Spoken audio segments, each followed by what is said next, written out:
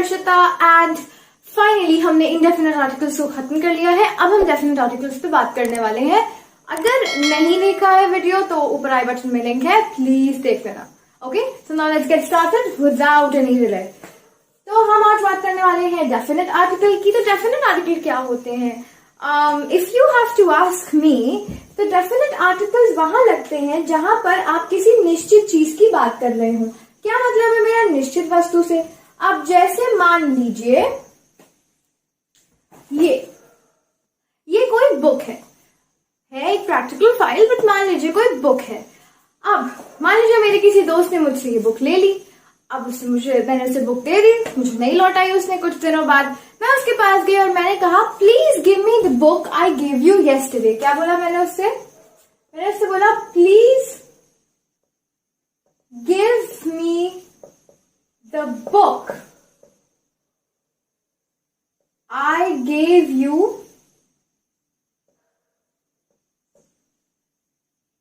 Yesterday. बहुत छोटा सा लिखा है मैंने, आई नो, मेरे पास स्पेस नहीं था, I am sorry. Please give me the book I give you yesterday, यानी कि प्लीज मुझे वो किताब दे दो जो मैंने तुम्हें कल दी थी। तो यहाँ पर इस द का क्या मतलब है? मैंने उसे कौन सी बुक दी थी? ये वाली। तो मुझे वापस कौन सी मिलेगी? ये वाली। अब क्या इसकी जगह वो मुझे कोई और बुक दे सकती है? अरे भाई क्यों दे देगी? क्योंकि मैंने तो उसे यही बुक दी ना, तो यही मुझे वापस मिलेगी। ये एक निश्चित वस्तु की बात हो गई, यानी कि एक निश्चित स्पेसिफिक डेफिनेट चीज की बात हो गई। और जहां आप बात कर रहे हो डेफिनेट की, तो वहां तो डेफिनेट आर्टिकल लगना ही लगना है। ये होता है डेफिनेट आर्टिकल का मतलब। ये वहां लगता है जहां आप किसी डेफिनेट नाउन की बात कर रहे हो। ये याद रखना, आर्टिकल्स हमेशा नाउन के पहले लगते हैं, नाउन को डिनोट करते हैं, ठीक है। तो यहाँ पे जैसे अब यहाँ पर जो यहाँ पे बुक मैंने लिखा है, इट सिंपली मीन्स वही बुक जो मैंने मांगी थी वही मुझे मिल गई, बात खत्म। जैसे यहाँ पे मैंने देखो लिखा भी है, डेफिनेट आर्टिकल निश्चित या स्पेसिफिक नाउन के आगे लगता है, नाउन संज्ञा के आगे लगता है। चिंता मत करो, इसको मैं एक्सप्लेन करूंगी, इतना ही नहीं पढ़ा के छोड़ूंगी।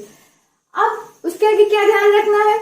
नाउन्स। अब जैसे इंडेफिनेट में मैंने जब पढ़ाया था तो मैंने ये बोला था कि भाई इंडेफिनेट आपका प्लूरल के आगे तो नहीं लग सकता, लेकिन ये केस द के साथ नहीं है। द सिंगुलर के आगे भी लग सकता है, प्लूरल के आगे भी लग सकता है, एक वचन के आगे भी, बहुवचन के आगे भी। जैसे द गर्ल, द गर्ल्स, बात खत्म। ये है द। जैसे और एग्जाम्पल्स अगर लेने हो तो देख लो, मैं दिखा देती हूं भाई, ठीक है। जैसे फॉर एग्जाम्पल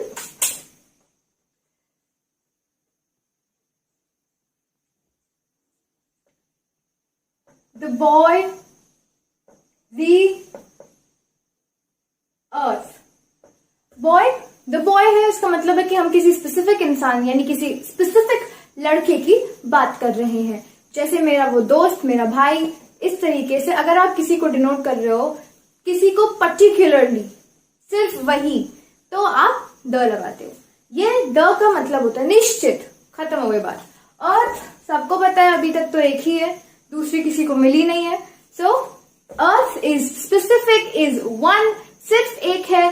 डेफिनेट अगर अर्थ की बात करोगे तो इसी पृथ्वी की बात करोगे ना, जहां हम लोग रह रहे हैं। तो ये द आर्टिकल का मतलब होता है, ठीक है। अब बात करेंगे हम लोग यूजेज की, बहुत ही जल्दी से यूजेज की बात करेंगे। पेन, पेपर, कॉपी वगैरह जो भी है निकाल लो। यूजेज में एक चीज का ध्यान रखना, मैंने यूजेज को 3 पार्ट में डिवाइड किया है। एक नाउन के रिस्पेक्ट में, यानी कि जहां पे तुम्हें नाउन ज्यादा वर्ड यूज होगा, जहां पे उससे रिलेटेड होगा वो। एक एडजेक्टिव पे, और एक अदर यूजेस जिसमें कि सारे के सारे यूजेस शामिल होंगे। तो पेन, पेपर, कॉपी जल्दी से निकाल लो और हम लोग अभी शुरू करने वाले हैं, ठीक है। पहला केस क्या है? It is used before nouns which is only one और कंसिडर्ड एज वन, यानी कि ये उस नाउन के आगे इस्तेमाल होता है। देखो आर्टिकल संज्ञा के आगे इस्तेमाल होता है, ये तो पता है सबको, तो मैं हर ही वीडियो में बता चुकी हूँ। तो ये उस द जो है तुम्हारा, ये उसी के आगे इस्तेमाल होगा जो या तो एक है, वो संज्ञा या तो एक है या एक ही मानी जाती है। इसका क्या मतलब है देखो, पहला है दी अर्थ। अभी मैंने हिंदी और इंग्लिश दोनों में लिख लिया है, जिसको इंग्लिश में लिखना हो वो इंग्लिश में लिख ले और जिसको हिंदी में लिखना हो वो हिंदी में लिख ले। लेकिन मैं यही सजेस्ट करूंगी कि इंग्लिश में लिखो तो ज्यादा समझ में आएगा, भाई इंग्लिश पढ़ रहे हो ना इसलिए। अब यहाँ समझो दी अर्थ, अर्थ एक ही है, ऐसे तो नहीं है 4-5 अर्थ, अभी तक तो खैर एक ही है। तो अर्थ इज वन, धरती पृथ्वी, तो ये एक डेफिनेट आर्टिकल होता है, ठीक है। इसके आगे हमेशा द ही लगेगा, एंड तो कभी इंडेफिनेट आर्टिकल तो कभी लगेगा ही नहीं, क्योंकि ये एक ही है। नेक्स्ट है द सी। अब इस पे कहा जा सकता है कि हाँ भाई समुद्र तो बहुत सारे होते हैं, कितने सारे समुद्र हैं, डेड सी है, रेड सी है, कितने सारे हैं, तो कौन सा। जब समुद्र मैं कहती हूँ या मैं जनरली सी बोलती हूँ तो दिमाग में पेड़ पौधे या बकरियां या कुछ और तो नहीं आता है, आता पानी ही है, समुद्र ही है, एक सी व्यू ही है। तो ये सिर्फ एक नहीं है, अलग अलग जगहों पे अलग अलग पानी के जलाशय बोलते हैं, समुद्र अलग अलग है, ठीक है। लेकिन ये माना जाता है, देखो कंसिडर्ड वाला भी तो है और कंसिडर्ड एज वन, तो ये माना जाता है कि एक ही है समुद्र, एक ही। ये शब्द से आपको दिमाग में पानी और वो सी व्यू जो होता है वही आएगा, आपको ऐसा कुछ अजीब सा नहीं दिखने लगेगा, आपको पेड़ पौधे हरी घास नहीं याद आएगी, है ना। तो इसलिए ये द इसके आगे लगता है, ये ध्यान रखना, सी के आगे द लगता है। ये इजीएस्ट है, इनमें कुछ ज्यादा याद करने की जरूरत नहीं है, इनको दिमाग में रखना। जैसे द स्काई, आकाश तो भाई एक ही होता है, अब 3-4 आकाश तो है नहीं, एक ही है। तो स्काई आसमान एक ही है, तो the sky. The weather, again weather बदलता रहता है पर मौसम डेफिनेटली तो होता है ना, मौसम तो हमेशा होता है, बदलता रहता है, कभी गर्मी कभी ठंड कभी बरसात कभी पतझड़, लेकिन मौसम तो एक ही आता है। तो द वेदर, ये भी सेकंड केस में आता है, considered as one, so it is considered as one, ठीक है। उसके बाद द नॉर्थ पोल, और नॉर्थ पोल तो भाई एक ही है, वो तो 2-4 है नहीं, तो ये ध्यान रखना, ठीक है। ये मतलब है पहले पॉइंट का। The second point is before a noun which has become definite being mentioned as a second time. मतलब वो संज्ञा जो, अब जैसे इसके लिए केस समझना बहुत जरूरी है, वो संज्ञा जो पहले प्रयोग हुई किसी इंस्टेंस पे, किसी घटना पे, और उसी को दोबारा आपने प्रयोग किया तो वो संज्ञा डेफिनेट बन जाती है। कैसे, देखो जैसे ये एक केस है, मान लो मैंने किसी को बोला his car struck a tree, अभी तो ये ट्री जो नाउन है ये इनडेफिनेट है, ठीक है। देखो अ लगा ना, इनडेफिनेट है कि एक पेड़ से टकरा गई, कोई भी रैंडम सा पेड़ तो टकरा गया और एक्सीडेंट हो गया। लेकिन अब दूसरा केस देखो, you can still see the mark on the tree. यहां पे इसका क्या मतलब है, यहां द क्यों है। पहले इंस्टेंस में मैंने बता दिया कि एक पेड़ से टकरा गई, और दूसरे इंस्टेंस में मैं उस पेड़ की बात कर रही हूँ, तो यहाँ पर वो पेड़ जिसकी मैं बात कर रही हूँ दूसरी लाइन में, वो ऑटोमेटिकली निश्चित हो जाता है, निश्चित आर्टिकल बन जाता है वहां पे।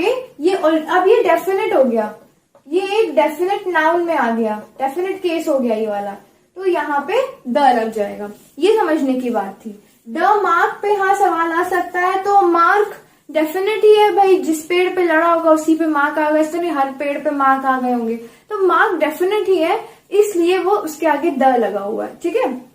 You can still see a mark on the tree, उसका मतलब है कि एक निशान देख सकते हो, लेकिन क्योंकि मैंने पहले ही बता दिया कि भाई कार पेड़ से लड़ गई थी, तो यहाँ पर ये द मार्क तो डेफिनेट है, क्योंकि वो उसी कार से आया होगा, है ना, तो इसलिए ये डेफिनेट केस ही है। इस पे कंफ्यूज होने की कोई जरूरत नहीं है। यहाँ तुम्हें ये ट्री जो ऑब्जेक्ट है इस पे मैं बताना चाहती थी। तो अगर आप ऐसी कोई बात कर रहे हो, जैसे आपने कोई भी नाउन लिया, उसकी बात की और फिर दोबारा उसी नाउन को लेके बात आगे बढ़ाई, तो वो नाउन डेफिनेट हो जाता है। जब आप पुनः, यानी कि जब आप सेकेंड टाइम, यहाँ पे ये सेकेंड टाइम समझने वाला है, when you use it for a second time, तब वो डेफिनेट हो जाता है। ये आपका केस नंबर 2 है, ठीक है। उसके बाद अब बात करेंगे केस नंबर 3 की। तो अब थर्ड पॉइंट क्या है, it is used before a noun which is made definite by a phrase और क्लॉज। देखो हर बार जितने मैंने रूल्स बता रही, 10 रूल्स हैं टोटल, तो पेशेंस बना के रखना। डेफिनेट सब में बोल रहा है, निश्चित यानी डेफिनेट सब में आ रहा है। तो इसका मूल कॉन्सेप्ट जो मैंने बताया था कि निश्चित के आगे ही द या प्रयोग होता है, निश्चित संज्ञा के आगे, तो देखो हर जगह आ रहा है। अब इस नाउन के आगे जो कि ऐसा नाउन जो कि डेफिनेट बन चुका है, किसी फ्रेज या क्लॉज को ऐड करने से। देखो फ्रेज क्या होता है, एक होता है वाक्य, वाक्य वो होता है विच मेक सम सेंस, जिससे कुछ मतलब निकल रहा हो। अगर तुम सिर्फ दो शब्द लिख दोगे द बॉय, तो ये कोई वाक्य तो नहीं है, ये एक फ्रेज कहलाता है। क्लॉज क्या होता है, क्लॉज एक पूरा सेंटेंस होता है, ठीक है। क्लॉज इज अ सेंटेंस जिसमें एक सब्जेक्ट होता है, एक प्रेडिकेट, नहीं वाक्यांश जिसे आप बोलते हो, वो क्लॉज कहलाता है, ठीक है।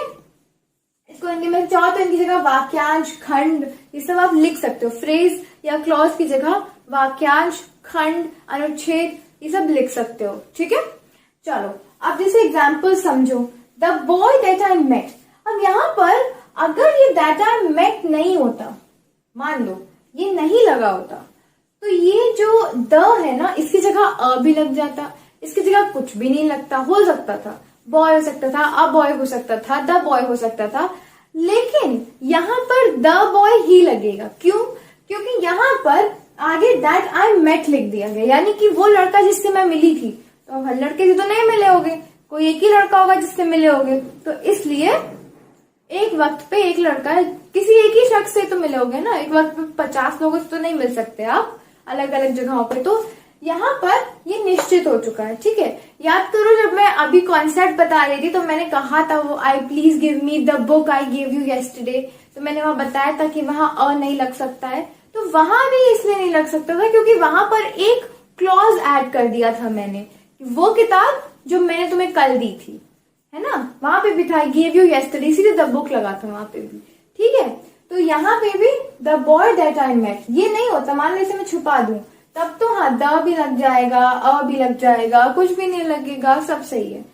नेक्स्ट देखो, the place where I met him, ये भी एक क्लॉज है, the place where I met him. तो द प्लेस, यहाँ पर प्लेस एक नाउन है, उसके आगे द लग गया। क्यों लग गया? क्योंकि आगे मैंने ये भी मेंशन कर दिया, मैंने एक केस लगा दिया, मैंने एक तरीके से ये समझो कि मैंने एक पूरा उसको डिफाइन कर दिया, उसका आधार मैंने बना दिया कि वो जगह जहां मैं उससे मिली, तो वो कोई एक ही जगह होगी जहां मैं उससे मिलूंगी, किसी भी से भी आप मिले हो, आई मेट हिम। तो इसीलिए अगर ये वाला नहीं पार्ट होता इसमें, ये नहीं होता वेयर आई मेट हिम, तो यहाँ पे द अ कुछ भी लग सकता था। अब अगला देखो, the man on the donkey. अब यहाँ पे एक चीज जो पूछी मुझसे जा सकती है वो ये है कि यहाँ पे यहाँ भी द लगा है, यहाँ भी द लगा है, तो ये दोनों ही एक दूसरे को पूरा कर रहे हैं, दोनों ही नाउन है ना। देखो डंकी भी नाउन है, मैन भी नाउन है। तो यहाँ पर कोई आदमी अगर किसी गधे पे बैठ के जा रहा है तो क्या बोलोगे? The man on the donkey, the man क्योंकि वो जो गधे पे बैठा है वो, और जो आदमी जिस गधे पे बैठा है वो भी एक डेफिनेट है भाई, वो एक डंकी और आदमी दोनों ही तो निश्चित है ना। ऐसा तो नहीं गधा कहीं जा रहा है आदमी कहीं बैठा है आपने दोनों को जोड़ दिया, नहीं ना, दोनों ही नाउन है और दोनों एक दूसरे को कॉम्प्लीमेंट कर रहे हैं, एक दूसरे को डिफाइन कर रहे हैं, एक दूसरे को डेफिनेट बना रहे हैं, इसलिए दोनों के आगे यहाँ पर द लगा हुआ है, the man on the donkey, है ना। समझ रहे हो? ये वाला केस को ध्यान से समझना। लास्ट केस है द गर्ल इन ब्लू। कोई लड़की है जो कि कुछ ब्लू पहने हैं, ड्रेस पहने हैं या कुछ भी, और आप उसको डिफाइन, आप उसको कह रहे हो कि वो लड़की जो ब्लू पहने, so the girl in blue. तो कभी इन ब्लू नहीं होता तो यहाँ पे आप अ गर्ल भी लगा देते, लेकिन क्योंकि यहाँ पर इन ब्लू है, आपने डिफाइन कर दिया, आपने सारी कैटेगरी, सारे क्राइटेरिया हटा के साफ साफ एक कैटेगरी रख दी, वो जो नीले कपड़ों में है या जो भी नीला पहने हैं वो, तो वो निश्चित बना दिया। तो जब निश्चित बना दिया तो द लगेगा, ठीक है। तो ये तीसरा केस है, it is used before a noun, जो कि किसी फ्रेज या क्लॉज के प्रयोग की वजह से निश्चित बन जाता है। कोई संज्ञा, मैंने संज्ञा नहीं लिखा ना, ये आगे ऐड कर लो, कोई संज्ञा जो कि किसी फ्रेज, जो यदि जो भी आप लिखो, कोई संज्ञा आगे ऐड कर लेना, ठीक है। संज्ञा की बात हो रही है। अब बात करेंगे हमारे फोर्थ क्लॉज की हम लोग। फोर्थ पॉइंट क्या है? उस संज्ञा के आगे द लगता है जो कि किसी लोकेलिटी या किसी इलाके के प्रयोग से निश्चित हो जाती है। लोकेलिटी का मतलब ये नहीं है कि आपके एरिया, जैसे मयूर विहार, राजेंद्र नगर, मुखर्जी नगर, ये सब हो गया, इनकी बात नहीं कर रही हूं मैं। इलाका यानी कि एरिया वो कोई भी हो सकता है, कोई घर का एरिया हो सकता है, वो रेस्टोरेंट हो सकता है, वो टेबल हो सकता है, मतलब वो कुछ भी हो सकता है जो डेफिनेट बना देता है। जैसे ये 3 एग्जाम्पल्स मैंने लिखे हुए हैं। हर्ष इज इन द गार्डन, मान लो तुम किसी को ये बता रहे हो हर्ष इज इन द गार्डन, तो यहाँ पे गार्डन मतलब ये तो नहीं होगा ना कि वो कहीं दिल्ली के गार्डन में होगा। यहाँ ये माना जाता है कि हाँ भाई घर के गार्डन में है। जनरली ऐसे तो बोलते हो कि मम्मी कहाँ है, मम्मी किचन में है, तो क्या मानते हो, घर का ही किचन ना, ऐसा तो नहीं बाहर का किचन, पड़ोसी के किचन में होंगी मम्मी, नहीं होंगी ना, मम्मी अपने घर में ही काम कर रही होंगी, किचन में होंगी। तो यहाँ पर वो मतलब लोकेलिटी से मेरा मतलब ये है, इलाके से मेरा मतलब ये है। तो हर्ष इज इन द गार्डन, तो ये मान लिया गया है कि हाँ भाई घर के गार्डन में होगा, तो आप वहां पर जाके ढूंढ लो भाई, बात कर लो जो भी हर्ष से करनी हो। अब दूसरा आ गया case, he sent for the lawyer. When you say he sent for the lawyer, definitely इसका क्या मतलब हुआ, it means his own lawyer, मतलब अपना खुद का वकील भाई, या डॉक्टर लिख लो, जैसे मैं डॉक्टर लिख देती हूँ, तो मतलब क्या, हिज ओन डॉक्टर, उसका खुद का डॉक्टर। यहाँ पर अगर इस तरीके से आप लिख रहे हो ही सेंट्स फॉर द डॉक्टर, तो इसका मतलब क्या है कि आपका भाई कोई एक निश्चित फैमिली डॉक्टर है, आप उसकी बात कर रहे हो, ठीक है। ये थर्ड एग्जाम्पल, अगर जैसे ये एक तीसरा इंस्टेंस है जो समझना है, प्लीज पास द वाइन, ये एक रिक्वेस्ट है जो जनरली टेबल पे की जाती है, डिनर टेबल पे करते हैं ना कि प्लीज पास द बोल या वाटर बोतल, कुछ भी XYZ जो भी टेबल पे रखा है आपको चाहिए, आप मांगते हो कि प्लीज पास द वाइन। ये डिनर की कमांड है, तो डेफिनेटली अगर आप कह रहे हो प्लीज पास द वाइन, तो यहाँ पे ये वाइन के आगे द क्यों लगा है, क्योंकि ये जो वाइन है ये टेबल पे रखी होगी ना, फिर तो डिनर टेबल पे ही रखी होगी। ऐसा तो नहीं है कि दुकान जाके लाओगे या पड़ोसी के घर में रखी होगी, उस वाइन की बात हो रही है, वाइन कहीं भी हो सकती है, लेकिन यहाँ इस केस में ये माना गया है कि टेबल पे रखी हुई है। तो देख रहे हो कि इतना बड़ा सेंटेंस जो हो सकता था वो सिर्फ एक द के इस्तेमाल से कितना छोटा हो गया।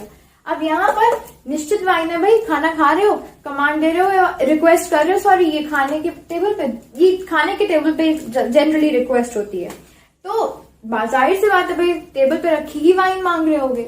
वरना अगर मान लो द नहीं लगाना होता तो कैसे कहते, please pass that wine which is kept on the table, इस तरीके से लंबा चौड़ा सेंटेंस होता। देखो उसे कितना आसान कर दिया सिर्फ एक आर्टिकल में। तो ये इंस्टेंस, ये कॉन्टेक्स्ट आपको समझने पड़ेंगे।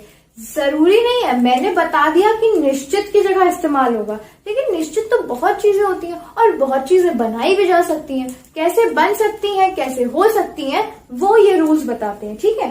सो यहाँ पर बाय रीजन ऑफ लोकेलिटी का मतलब ये है कि यहाँ पर आपको कहना नहीं पड़ रहा है अलग से। जैसे अगर कह रहे हो मेरे कपड़े लाओ, तो जाहिर सी बात है आपको कहना पड़ा मेरे कमरे में जाओ, मेरी अलमारी खोलो, मेरे कपड़े लाओ। सिंपल क्या है, मेरे कपड़े लाओ, give me my cloth, give me the cloth, इस तरीके से आप बोल रहे हो। तो ये मान लिया गया ना कि हाँ आप ही के घर में जिस एरिया में खड़े हो, अगर द लगा दो के बात करते समय किसी भी चीज के आगे, तो जिस एरिया में खड़े हो जाहिर सी बात है कि आप कोई ऐसी ही चीज को रेफर कर रहे हो जो आपके उस एरिया में आती है, उसके अलावा इंसान का दिमाग नहीं जाएगा कहीं और। ये समझने वाली बात है। जैसे कपड़े कह रहे हो मेरे कपड़े लाओ, तो घर में जिससे भी मांग रहे हो वो दुकान तो नहीं चला जाएगा कपड़े खरीदने, लाएगा तो घर से ही आपके कबर्ड से, आपके वार्डरोब से कपड़े लेके चलाएगा, है ना। तो ये चीज समझनी है। ये यहाँ पर मतलब है इसका, इस फोर्थ पॉइंट का, कि वह संज्ञा जो किसी इलाके के प्रयोग से निश्चित बन जाती है, ठीक है। तो एरिया, डिफरेंट एरिया, ठीक है। It can be a dinner table, it can be a house, it can be a person, because doctor is also a noun. और यहाँ पर जब आप द डॉक्टर बोल रहे हो उसका मतलब कि आप अपने फैमिली डॉक्टर को ही रेफर कर रहे हो। अगर किसी और को करना होगा तो द नहीं लगाओगे, ठीक है।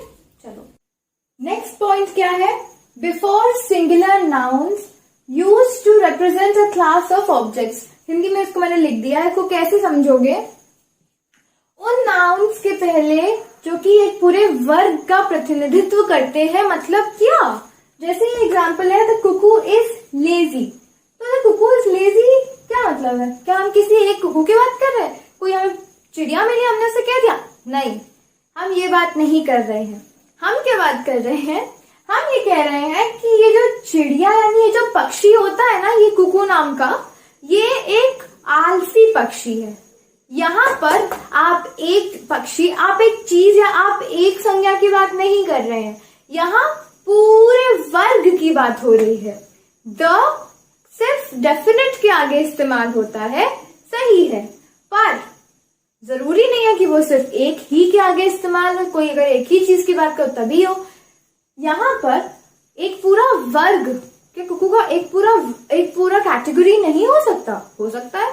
ऐसा तो नहीं है कि 4-5 अलग अलग है, जीब्रा भी कुकू है, लायन भी कुकू है, पूरा एक मैमल्स की पूरी प्रजाति ही कुकू है, ऐसा तो नहीं होता। तो यहाँ पर इसका मतलब है कि the Kuku is lazy simply means this bird is lazy, that's it. कोई एक या दूसरी या तीसरी कुकू की बात नहीं हो रही है। This was the last noun part. अब इसके आगे एडजेक्टिव पार्ट्स शुरू होंगे, ठीक है। ओके, सो अब ये पॉइंट्स एडजेक्टिव से कंसर्न्ड है। एक्चुअली ये 6th पॉइंट होगा, 5th नहीं होगा, ठीक है, सॉरी। तो ये सारे पॉइंट्स अब कहाँ से कंसर्न्ड है, ये एडजेक्टिव से कंसर्न्ड है। क्या मैंने क्या लिखा है, ये वाला पॉइंट मैं चाहती हूँ इंग्लिश में ही लिखो, हिंदी में नहीं लिखो, इसलिए मैंने हिंदी में नहीं लिखा है। डोंट वरी, मतलब मैं बता दूंगी। सुपरलेटिव्स में first, second, only when used as adjective और प्रोनाउन, ये ओनली के केस है। देखो कैसे, मैं क्या बोलना चाहती हूँ यहाँ पे, सुपरलेटिव का मतलब होता है अतिशयोक्ति, यानी कि सबने पढ़ा है, ये तो सबको पता होगा ना, गुड, बेटर, बेस्ट, राइट। जितने भी एडजेक्टिव्स और एडवर्ब्स होते हैं उनकी डिग्री होती है, एक जो उनकी नॉर्मल डिग्री है, फिर कंपैरेटिव आती है, फिर सुपरलेटिव आती है। Superlative degree is the highest degree, यानी इस गुड, बेटर, बेस्ट में ये तुम्हारी सुपरलेटिव डिग्री है। ये एडजेक्टिव और एडवर्ब्स के सुपर डिग्री होती है, उनके उन्हीं वर्ड्स की डिग्री होती है, यानी गुड, बेटर, बेस्ट। गुड एक एडजेक्टिव है ना, तभी इसका बेटर, बेस्ट ये वाले फॉर्म्स हैं।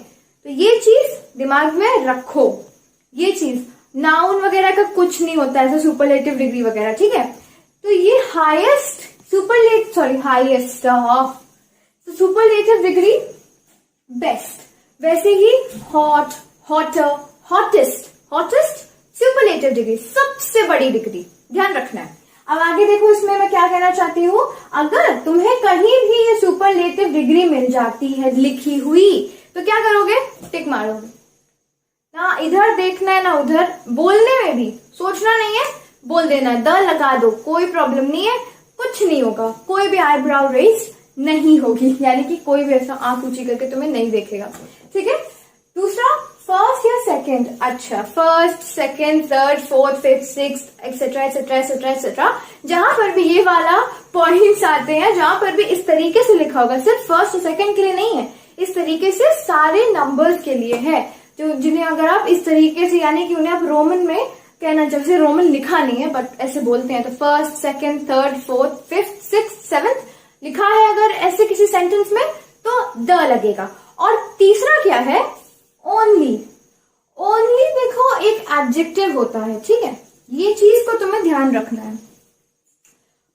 ओनली इज एन एडजेक्टिव, ये दिमाग में हमेशा बैठाए रखो, कभी गलती नहीं होगी। कब आप इनके आगे लगा सकते हो, when they are used as adjective और प्रोनाउन, ये केस है। लास्ट और अगर स्किप भी कर दोगे तो कोई दिक्कत नहीं है। इतना याद रखो, कहीं भी superlative first, second, third, fourth वगैरह वगैरह या ओनली लिखा दिखे तो तुरंत वहां पे द लगा देना है। अब एग्जाम्पल देखो कौन से, जैसे Indira Gandhi was the first woman prime minister of India. Indira Gandhi के बारे में सब जानते हो ना, तो यहाँ पर मैंने द क्यों लगाया, इंदिरा गांधी सोच के कोई भी तो ख्याल नहीं आएगा, एक ही ख्याल आएगा, प्राइम मिनिस्टर।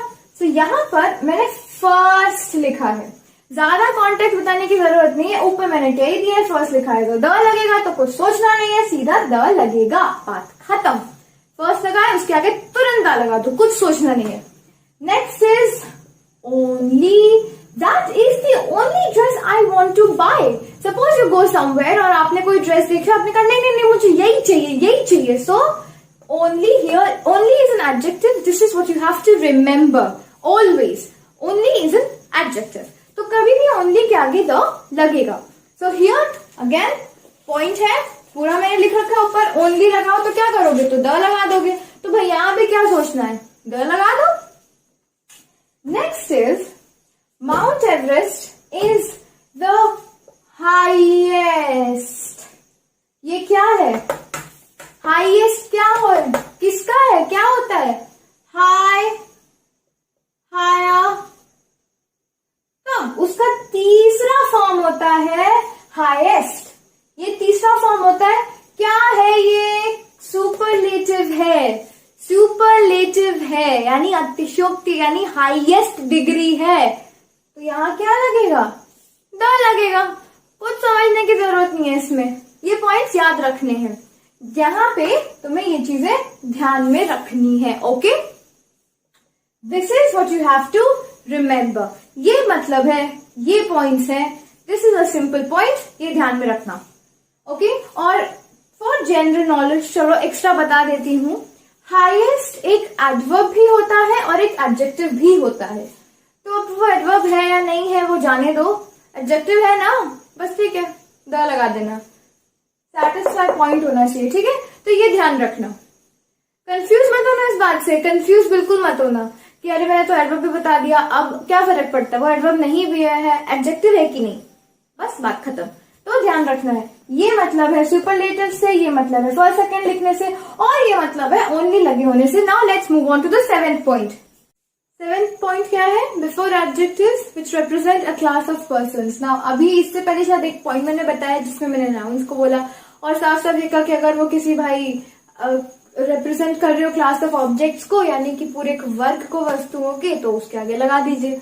यहाँ पे वही चीज है, बस दो चीजें बदल गई हैं, संज्ञा की जगह हो गया विशेषण यानी एडजेक्टिव, वस्तुओं की जगह हो गए व्यक्ति।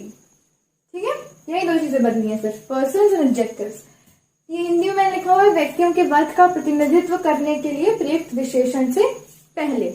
क्या मतलब है मेरा इस पे ना, एक और चीज अगर लिखना हो you can pause this video and you can write, क्योंकि मैं पढ़ाती रहूंगी but yes I give you enough space, मैं हट जाती हूँ बीच बीच में बोर्ड से, that you can write and it's visible. Okay, so you can do that at any point जब बोर्ड खाली दिख जाए। ठीक है, now the question is, sorry, the example is there is no peace for any but the dead.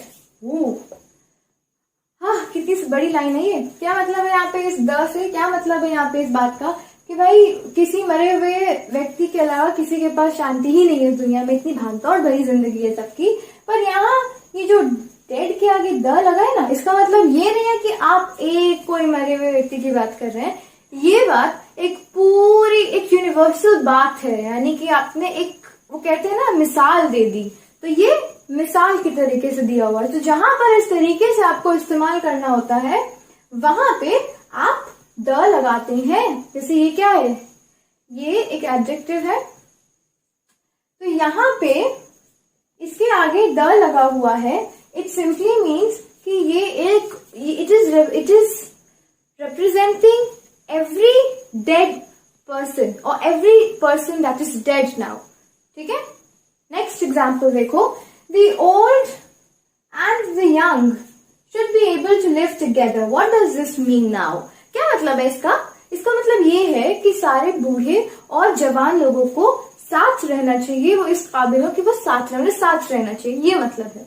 यहाँ पर ये किसी एक बूढ़े व्यक्ति, किसी एक जवान व्यक्ति की बात नहीं है, ये उन दो अलग अलग जनरेशन्स की बात हो रही है। ठीक है, बूढ़ी जनरेशन यानी कि हमारी पहले वाली पीढ़ी और हमारी आगे आने वाली या हमारी ये पीढ़ी, तो दो पीढ़ियों की यानी दो जनरेशन्स की बात हो रही है। ठीक है, यहाँ पर ओल्ड एक एडजेक्टिव है, यंग भी एक एडजेक्टिव है और इसके आगे द लगा हुआ है। सिंपली मीन्स व्हाट, कि ये एक पूरी मिसाल, अगेन मिसाल के तरीके से इसका इस्तेमाल हो रहा है। तो जब अगर किसी एडजेक्टिव के आगे द लिखा हो, अगर कोई एडजेक्टिव मिले आपको, जनरली ऐसे मिलता है एग्जाम्स में कि ऐसे एडजेक्टिव्स लिखे होंगे और उसके आगे फिर इन द ब्लैंक हो कि भरो भाई, अ लगाओ, एन लगाओ या द लगाओ या कुछ मत लगाओ, तो यहाँ पर द लगाना है तुरंत। अब इसके अलावा अगर एक और एग्जाम्पल देखना चाहो तो क्या देख सकते हो?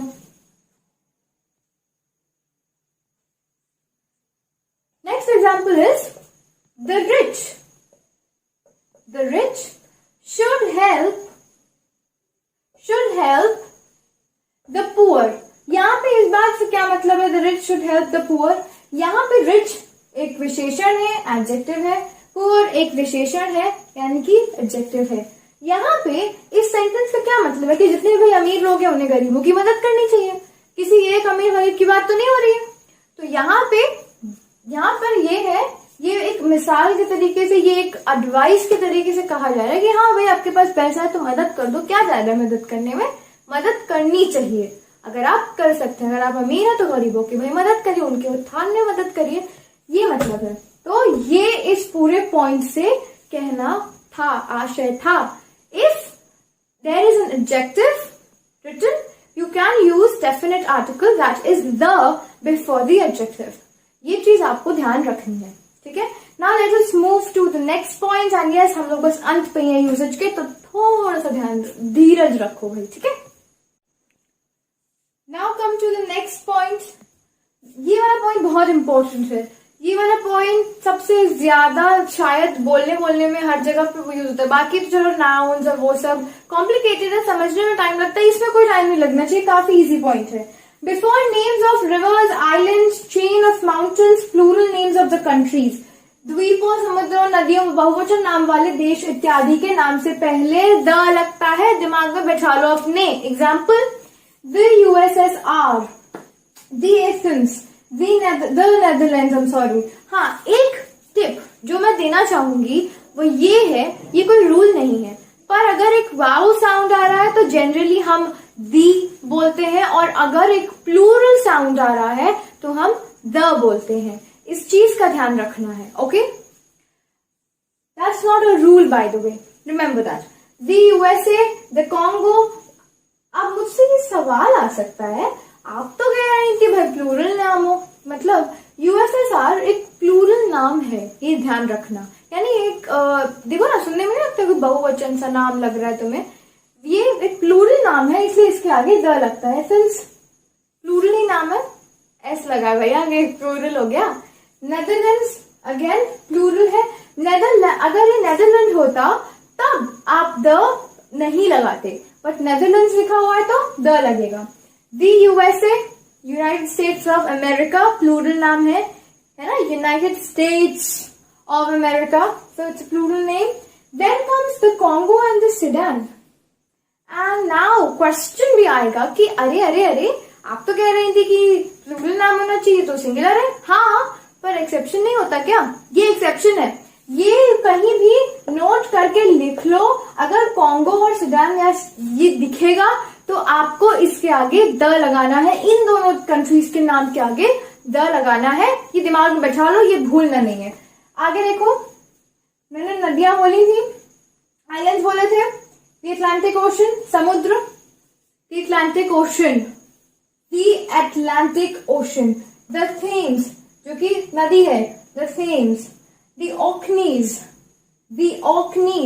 द नाइल, ठीक है। ये सारे एग्जाम्पल्स हैं, note it down and remember. कहीं भी देखो, कुछ चीजें तो दिमाग में बैठा लो, नदी देखो, समुद्र का नाम देखो, या कोई भी द्वीप का नाम देखो, तुरंत लगाना है, कुछ नहीं सोचना है उसमें। और अगर कंट्री का नाम देखो तो पहले ये चेक करना कि वो प्लूरल है कि नहीं है, यही कंट्रीज प्लूरल में होती हैं। नेदरलैंड, अगर नेदरलैंड लिखा हुआ है तो नहीं लगाओगे, नेदरलैंड्स लिखा है तो लगाओगे। USA, USSR ये प्लूरल में ही होती है, तो आपको अगर USA दिख रहा है तो तुरंत लगा, तो रुकना क्या है उसमें। पर कॉन्गो और सुडान का ध्यान रखना, जहां पे ये दो देश तुम्हें दिख जाए, कॉन्गो CONGO है ये, ओके, और ये कंट्री दिखे, द ही लगना है, ये एक्सेप्शन है, okay. Now let us move to the next point and now we are at the last. ये कुछ 3 लास्ट के पॉइंट्स है, which I will be completing in 1। The next point plus the last point, ये काफी easy है तो मैंने एक ही में कर दिया है, so it will help you to. What is the point? कोई भी म्यूजिकल इंस्ट्रूमेंट अगर लिखा हो तो उसके आगे द लगा देना। और उसके अलावा क्या पॉइंट है? किसी भी मील के आगे द लगाना। पर मील कौन सा? स्पेशल केस, ये मील के लिए है, ठीक है। इन केस ऑफ मील्स, जब आप खाने यानी कि खाने से कंसर्न है, यानी कि डिनर, ब्रेकफास्ट, लंच, इन 3 नामों से कंसर्न है, तब आपको द लगाना है, लेकिन वो एक विशेष परिस्थिति में ही आप लगाएंगे, ठीक है, क्या मतलब है इससे मेरा, यहाँ पे मैंने एग्जाम्पल दिया हुआ है, She learned to play the flute. Flute is a musical instrument. The लग गया. Next point is the dinner given to celebrate their victory cost 2,000 rupees. यानी कि उनके जीत को सेलिब्रेट करने के लिए उन्होंने जो डिनर रखा था उसका कॉस्ट था 2,000 रुपए. अब इस चीज को ध्यान से समझना. ये जो डिनर यहाँ पे लिखा हुआ है ना, अच्छा जिन लोगों को नहीं पता है, जिन्होंने मेरा इंडेफिनिट आर्टिकल पे वीडियो नहीं देखा उन्हें मैं बता देती हूँ.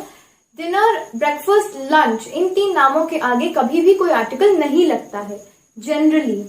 अगर आप सिर्फ अपने नॉर्मल डिनर जो घर पे हो रहा है उसकी बात कर रहे हो, कि अगर आपसे किसी ने पूछा कि ओह खाना हो गया तुम्हारा, do you have lunch, is it okay, okay हाँ आई हैड लंच, हाँ, तो उसके आगे पे I had a lunch, I had the lunch, ये सब कुछ नहीं लगता, आर्टिकल नहीं इस्तेमाल होता है. कब इस्तेमाल होता है उसके आगे, जब कोई स्पेशल ओकेजन पड़ रहा हो. डेफिनेट में भी यूज होता है और इनडेफिनेट में भी यूज होता है. यहाँ पे सिर्फ डिनर नहीं है, ये नहीं है कि घर में बैठे थे डिनर कर लिया बात खत्म. यहाँ पर वो एक स्पेशल ओकेजन था. क्या था, विक्ट्री, यानी कि it was a celebration, it was given to celebrate some victory. कोई जीत, कोई ओकेजन था, कोई एक माहौल था, भाई कहीं जीत के होंगे तो उसकी विक्ट्री मना रहे थे. अब जैसे इंडिया वर्ल्ड कप जीत जाए, अभी से इंडिया ने कितने सारे गोल्ड मेडल्स जीते हैं, एक गोल्ड मेडल जीते हैं, कितने टोक्यो ओलंपिक्स में मेडल्स जीते हैं, and we got gold medal also. तो उस तरीके के ओकेजन की ही सिर्फ बात नहीं कर रही हूँ, बट मैं आपको एक जनरल तरीके से ये बता रही हूँ कि अगर कोई स्पेशल ओकेजन है, किसी का बर्थडे, कोई डेट है वगैरह वगैरह वगैरह, इस तरीके का कोई ओकेजन है जहां पर मील्स की बात हो रही, लंच हो, ब्रेकफास्ट हो या डिनर हो या ब्रंच हो, तो वहां पे ही आर्टिकल इस्तेमाल होता है. अगर आपने आर्टिकल लगा दिया तो ये मान लिया जाएगा कि ओहो आज तो कोई पक्का स्पेशल ओकेजन था, वहीं गए थे, वहीं के डिनर या वहीं के ब्रेकफास्ट या वहीं के मील की बात हो रही है. ठीक है, तो ये मील के केस में ध्यान रखना है. ठीक है, बाकी कहीं भी आपको इंस्ट्रूमेंट लिखा दिखे द लगा दो, कोई प्रॉब्लम नहीं है. Okay, so yes, finally we have come to the end. और यही है वो 10 पॉइंट्स जो आपको दिमाग में रखने हैं, न सिर्फ बोलने के लिए बल्कि एग्जाम्स में भी. ट्रस्ट मी, इनको अगर याद हो गए तो एग्जाम तो ऐसे निकल जाते हैं, कोई टेंशन की बात नहीं है. इस पॉइंट, आर्टिकल के पॉइंट पे, सिर्फ आर्टिकल पे तो एग्जाम नहीं आता, but you'll have a better understanding. So yes, thank you so much for putting up with me, and please do not hesitate to subscribe to my channel, hit the bell icon, hit the like button, and if you have any feedback or some suggestions, please do not hesitate to tell me in the comments section below. Go down, tell me. And yes, if you've liked it तो थोड़ा share भी कर दो यार, थोड़ा प्यार बढ़ाओ, थोड़ा प्यार दिखाओ मुझे भी. Okay, till then keep learning and please subscribe to keep it simple once again. और चलो भाई, अब हमारा जाने का वक्त हो गया है. Bye bye, take care, love you.